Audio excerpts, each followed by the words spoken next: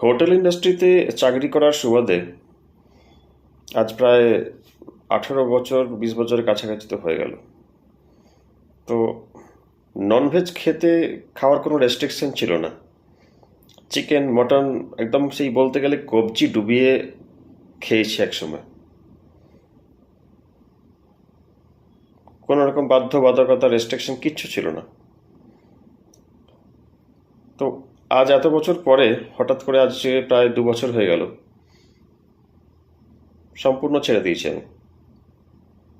তো অনেকেই প্রশ্ন করেন যে এর কারণ কি, বা এতে করে কি হয়, শরীরে দুর্বল হয়ে যাবে, মানে একটা ধরনের মিথ্যা প্রোপাগান্ডা বা মিথ্যা একটা কানের কাছে কন্টিনিউয়াসলি আমার কাছে বলা হতো। তো এই 2 বছর পরে আমি আজকে এই ভিডিওটা বানাচ্ছি। আর আজকে বলতে বাধা নেই যে সত্যিই কি এই চিকেন মটন এগুলো খাওয়ার দরকার, কি কোনো প্রয়োজন লাগে এগুলো আমাদের শরীরের ক্ষেত্রে।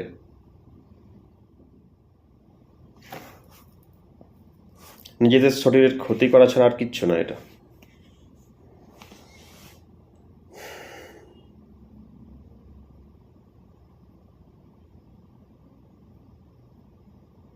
মটন খাবেন আজকে আপনি 750 থেকে 800 টাকা কিলো। চিকেন খাবেন মিনিমাম 150 থেকে 200 টাকা কিলো। তো সেই টাকায় আপনি চিকেনটা খেয়ে আপনি যে নিউট্রিশন ভ্যালুটা পাবেন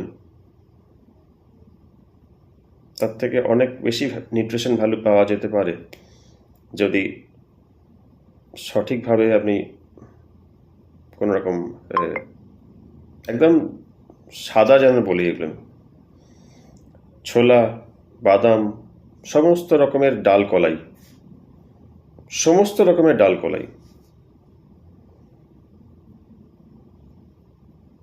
ভিজিয়ে খান। কল হলে, যেটা অঙ্কুর বের হলে সেরকম করে ভিজিয়ে করে খান। অঙ্কুরিত হওয়ার পর থেকে সেইটা দিয়ে সবজি বানিয়ে খান।